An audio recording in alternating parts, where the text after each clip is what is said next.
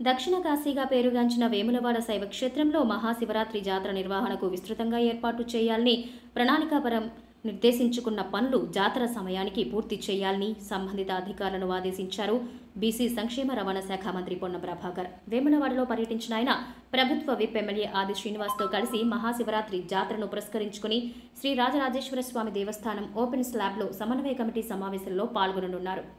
భక్తులకు ఇబ్బందులు తలెత్తకుండా ఏర్పాట్లు చేయాలన్నారు. వేములవాడ శ్రీ రాజరాజేశ్వర స్వామి ఆలయ విశిష్టత ప్రాధాన్యత పెరగటం వల్ల ఆలయానికి వచ్చే భక్తుల సంఖ్య అంతకంతకు పెరిగిపోతోందన్నారు. మహాశివరాత్రి జాతరను రాష్ట్ర పండుగగా భావించి భక్తులు సులభంగా వేగంగా దర్శనం చేసుకునేలా ఏర్పాట్లు చేయాలన్నారు. శివస్వాములు పురప్రముఖులు పాత్రికేయులకు సులభ దర్శనం జరిగేలా ఏర్పాట్లు చేయాలన్నారు. దర్శన సమయం కూడా అరగంట అదనంగా పెంచాలన్నారు. పురప్రముఖులకు గతంలో మాదిరి బ్యాడ్జీలు అందజేసి సులభ దర్శనం చేసుకునేలా ఏర్పాట్లు చేయాలన్నారు. బద్దిపోచమ్మ వద్ద కూడా భక్తులకు త్రాగునీరు, కూర్చునేందుకు కుర్చీలు, పందిళ్ల సౌకర్యం కల్పించాలని చెప్పారు. ఆర్టీసీ బస్సుల్లో మహిళలకు ఉచిత ప్రయాణంతో భక్తుల రద్దీ పెరిగే అవకాశం ఉన్న దృష్ట్యా భక్తులకు ఎటువంటి అసౌకర్యాలు కలగకుండా ప్రత్యేక బస్సులు పెంచి నడిపించాలన్నారు. భక్తులకు బస్టాండ్స్లో మూత్రశాలలు, త్రాగునీరుకు ఎలాంటి ఇబ్బంది కలగకుండా చూడాలన్నారు. కంట్రోల్ రూమ్ల వద్ద ప్రజా సమాచార వ్యవస్థ ఏర్పాటు చేసి మైకు ద్వారా భక్తులకు తెలియజేసే సౌకర్యం కల్పించాలన్నారు. సమావేశం అనంతరం శ్రీ రాజరాజేశ్వర స్వామి వారిని మంత్రి పొన్నం ప్రభుత్వ విప్ దర్శించుకున్నారు. ఆలయానికి చేరుకున్న వారికి అర్చకులు, అధికారులు పూర్ణ కుంభంతో స్వాగతం పలికారు. ఆశీర్వచనం చేసి స్వామివారి తీర్థ ప్రసాదాలు అందజేశారు. జాతర ఏర్పాట్లను పరిశీలించారు. ఊరుకుంటుందా? రాముని జన్మెక్కడని అడిగేంత మూర్ఖుడు ఉన్నాడు ఎవడన్నా? అటువంటి రాముణ్ణి ఓట్ల రూపంలో అడుక్కునే మీరు, మలుచుకుని మార్కెటింగ్ చేసుకునే మీరు రాముని జన్మ గురించి కూడా అంశం లేవనెత్తుతారంటే మీ మూర్ఖత్వం ఎంత ఉందో ఒక్కసారి భక్తులంతా ఆలోచన చేయాలి. నేను ఎన్నడని అనున్నట్టుగా చూపెడితే నేను సజీవ దహనానికి కూడా నాకు నేనుగా సిద్ధం. అనని మాటలు ఆపాదించే విధంగా మాట్లాడితే నీ రాజకీయ రంగు తెలుస్తూ ఉన్నది. అదేవిధంగా ఇలా ఆ వీడియో ప్రత్యక్ష ఇక్కడ ఎమ్మెల్యే ఎవరు, కేటీఆర్, ఈయనిద్దరు దోస్తులు నన్ను క్రిటిసైజ్ చేస్తారు. రాముడు జన్మెక్కడ అన్నారు, అక్షింతలు ఎక్కడ అన్నారు, మీ అమ్మ కుట్టినవా అని మళ్ళీ నేను అమ్మ పేరు రాజకీయం చేస్తున్నా అంటా అన్నాడు. నేను మా అమ్మ పేరు రాజకీయం, అమ్మ ప్రస్తావన తెచ్చింది ఎవడు? అమ్మను రాజకీయాలకు తీసుకొచ్చింది ఎవడు? దాని తర్వాత హుస్నాబాద్ నిండు అంబేద్కర్ స్టాచ్యూ దగ్గర బతికున్న మా అమ్మను పట్టుకొని ఆత్మ ఘోషిస్తుంది విధవా, నువ్వు మళ్ళీ మా అమ్మ కాలు ముక్తా అంటున్నావు. ఇలా నాకు ఎంత బాధ కలుగుతుండొచ్చు? నేను ఎన్నడైనా ఏదైనా రాజకీయ పరంగా ఎవరైనా వ్యక్తిగతంగా కుటుంబాలను విమర్శించుకున్నామా? ఇవేందో రమేష్ బాబుతో ఇంత పెద్ద శత్రుత్వం ఉన్నా ఎన్నడూ కూడా వాళ్ళ కుటుంబ సభ్యులనే మాట్లాడలేదే. ఇలా నా అమ్మను పట్టుకొని బతుకున్న అమ్మ, నా తల్లి రోజు 4 సార్లు ఫోన్ చేస్తుంది, అందరికీ తెలుసు, ఏడికైనా ఆశీర్వదిస్తుంది. అటువంటి ఆమెను పట్టుకొని ఇలా 80 సంవత్సరాల అమ్మను పట్టుకొని ఆత్మక్షోభిస్తుంది అంటున్నావా? బతుకున్నామని పట్టుకొని మళ్ళీ పేపర్లలో దొంగ జపాలు, అమ్మ పేరు రాజకీయ. నేను అమ్మ పేరు ఎవరు తీసి నేను తీసినా? నేను అడిగిన ఈ ఎంపీగా ఈ నియోజకవర్గం ఏం చేసినావు చర్చకు రమ్మని అడిగిన, నేను చేసినవి చూపిస్తా అని చెప్తున్నా. ఇవాళ కూడా రోడ్లు, ఉపాధి హామీ పనులు చెప్పుకునే విధవా ఈ నియోజకవర్గ అభివృద్ధికి ఏం చేసినావు? ఒక నిర్మాణాత్మక పనులు చెప్పు.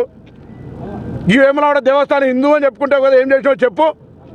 రాముని పేరు పొద్దుగాలే అసలు మంగళసూత్రాలు అమ్ముకున్నాను. భార్య మంగళసూత్రం విలువ తెలుసా? ఎన్నికల్లో ఓట్ల కొరకు బిచ్చగా లెక్క పెళ్ళ మంగళసూత్రాలు అమ్ముకున్నాను. నువ్వు ఒక విధవ. నన్ను అంటుండి అలా ఎంపీగా నేను గెలిస్తే నువ్వు రాజీనామా చేస్తావని. సిగ్గున్నారా? 3 సార్లు ఎమ్మెల్యే ఓడిపోయినావు. అసలు ఎంపీకి నీకు అర్హత ఉందా పూర్తి చేసేది? అసలు ఎంపీగా రాజీనామా చేయాలి కానీ ఎమ్మెల్యే ఓడిపోయినాక మొన్న నేను నా నియోజకవర్గంలో ఎక్కడో కూడా గెలిచిన మొగోడిని. నీకు దమ్ముందా? నువ్వు ఎమ్మెల్యే ఓడిపోయి 3 సార్లు అదే నియోజకవర్గం నుంచి గంగుల కమలాకర్ నువ్వు కుమ్ముక్కై నువ్వు ఎమ్మెల్యే ఓడిపోవాలి. మళ్ళీ వాడో వీడో రాళ్ళు కొట్టినట్టు ఇటువంటి సానుభూతి తెచ్చుకోవాలి. హుస్నాబాద్ నియోజకవర్గాల మొన్న ఎమ్మెల్యే ఎలక్షన్లో 8,000 ఓట్లు వస్తే వాళ్ళకు 1,00,000 ఓట్లు వచ్చినాయి. నాకు పార్లమెంట్ ఎన్నికల బండి సంజయ్ పోటీ చేసినాడు కూడా వినోద్రావు ఓట్లు వస్తే నాకు ఆయనకు 5,000 తేడా ఉంటే 3వ స్థానంలో 20,000 ఓట్లు కూడా రాలే. వీళ్ళు మాట్లాడుతూ ఉన్నారు. 100 మంది లేరు ర్యాలీలా. మా అటువంటితో ఎవరో కార్యకర్తలు కోపానికి వస్తున్నారని పెద్ద ఫోర్స్ క్రియేట్ చేసి భారతదేశంలో ఉన్న నరేంద్ర మోడీ ప్రభుత్వాన్ని మొత్తం ఉపయోగించి 300 మంది పోలీసులు పెట్టుకుని చెప్పిన, అయ్యా మేము ఏమనం చాలామంది హుస్నాబాద్ వస్తుంటే పోతుంటే రంగట్ల ఎలుకతురు తిరిగి హుస్నాబాద్ సిద్దిపేట రోడ్డు మీద 100 మంది చచ్చిపోతారు. ఆయనలో ఇన్నొక్కడు 5 ఏళ్ళలో ఎన్నడు రాలే. ఆయన గురించి పట్టించుకోదని కార్యకర్తలు పొద్దున్నే దండం పెట్టినా ఆ పోలీసులు కూడా చెప్పినా, ఎందుకే 300 మంది పోలీసులు ఆయన ఎవడేమంటాడు? ఆయన రెచ్చగొట్టుకోవడానికి మొన్న కూడా మొహరం పండుగకి ఏదో రాళ్ళు వేసుకొని అప్పుడున్న సిపిని ట్రాన్స్ఫర్ చేసిండు.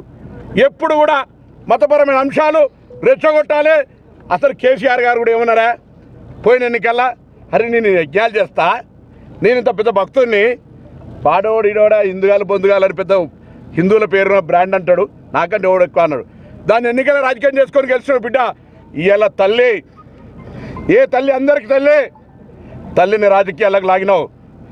నేను ఈ తెలంగాణలో తల్లులందరినీ కోరుతున్నా, వాళ్ళ భారతీయ జనతా పార్టీ నాయకత్వాన్ని కోరుతున్నా.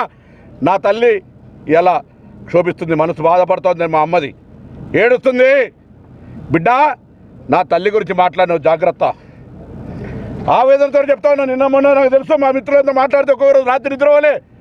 అటువంటి పరిస్థితుల్లో మా అమ్మ మీరు అందరూ తెలుసు కదా, కుటుంబం మా కుటుంబం నేపథ్యం. వాడు నా తల్లి గురించి మాట్లాడతాడే, మళ్ళీ పేపర్లలో వాట్సాప్లలో అమ్మ పేరు రాజకీయం చేస్తుంది. నేను అన్న అమ్మ పేరు తీసినా ఎప్పుడన్నా ఇన్నిసార్లు ప్రెస్ కాన్ఫరెన్స్ చేసినాం, ఎవరైనా ఎక్కడైనా కుటుంబ సభ్యుల పేరు తీసినామా? వీడియో చూడండి, నేను మీ అమ్మని అనలే, మీ అమ్మ అని ప్రత్యేకించి వీడియోలో. ఇక్కడ ఎమ్మెల్యే ఎవడని, ఈ ఎమ్మెల్యే కేటీఆర్ కలిసి నన్ను తిడుతున్నారని, రాముడు జన్మ ఎక్కడ అడిగిందని, అక్షంతల గురించి అడిగిందని, మీ అమ్మకు నువ్వు పుట్టినవా అని అంటే వాళ్ళ అమ్మ జవాబు చెప్పాలి. మళ్ళా హుస్నాబాద్ సభలా మా బతుకునమ్మని పట్టుకోవట్లట. అందరు కొడుతున్న దండం పెట్టి ఇటువంటి మూర్ఖుడు మనకు 5 ఏళ్ళు ఎక్కడ కనవల్లే. ఏ ఊర్లో తిరిగిన అడుగుని, ఏ ఊరికి ఏం చేసాడు అడుగురి.